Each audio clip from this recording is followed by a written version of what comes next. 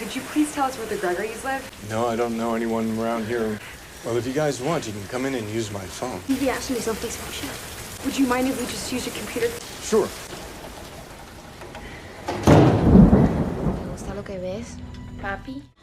No! Please! One rainy night, a man named Evan heard someone knocking on his door. Two women, drenched from the rain, stood outside. Their names were Belle and Kat. They asked Evan if he knew where the Gregory family lived. Unfortunately, Evan didn't know anyone by that name in his neighborhood. To make things worse, the address the two women were looking for was saved on their phone, which they had accidentally left in a taxi that dropped them off on the way there. Feeling sorry for them, Evan invited the women inside and offered to let them use his phone to call the people they were looking for. But the phone number, too, was in the lost phone. Kat then asked to borrow Evan's computer so she could contact her friend on Facebook and ask for the address. They were very polite. Kat finally got a response from her friend. It turned out they had given the wrong address to the taxi driver. Evan felt bad for them and ordered an Uber, which would arrive in about 45 minutes since it was raining heavily. Kat and Belle asked Evan if they could use the dryer to warm up their clothes.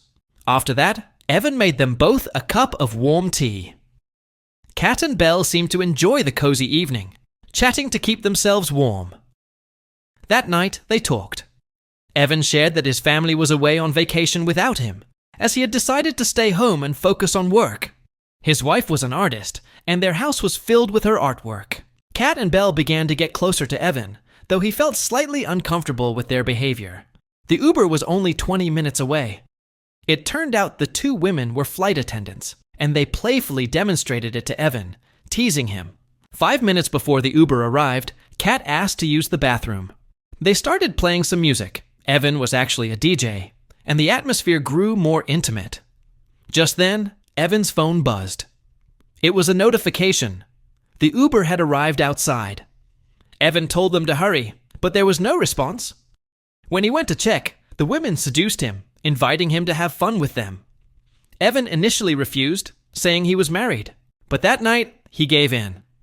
The three of them indulged in their desires, forgetting the sacred marriage he had built for years. Evan had just cheated, betraying his vows. The next morning, he found the two women in the kitchen, making a mess. His wife called from her vacation, asking how he was. Evan lied, saying everything was fine.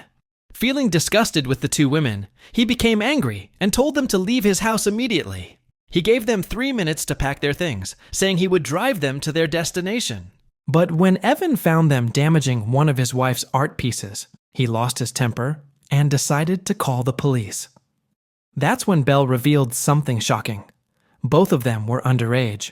At that moment, a woman named Vivian arrived. She was a reflexology therapist Evan had booked to help with his back pain. Suddenly, Kat caused a scene, making Vivian angry enough to leave. Evan eventually drove the two girls away to their destination. Afterward, he cleaned the house from the chaos they had caused and returned to working on his music project. But then he heard a noise outside, as if something had fallen. It was a family photo. From behind, Kat struck Evan, knocking him unconscious. When he woke up, he found himself tied to the bed. Belle began seducing him again, trying to make him repeat the previous night's actions, but Evan refused. At that moment, Evan's wife called again, but now Kat was holding his phone. She told Evan that if he didn't follow her orders, she would answer the call and let his wife see him in his humiliating condition. That night, they forced him to engage in more acts while Kat recorded everything. Later, when Kat went to the kitchen to get food, Evan managed to free himself and attacked her, choking her, but Kat stabbed him with a fork, causing him severe pain. Evan was now trapped in a horrifying situation, bound, humiliated, and tormented by the two women. Outside, Evan's friend Louis rang the doorbell, waiting for Evan to answer. Instead, Kat greeted him. Louis was shocked to see Evan's wife's art pieces destroyed. Angry, he demanded an explanation. Kat and Belle tried to seduce him too, but failed. Belle secretly took something from Louis's pocket. Then they heard a noise.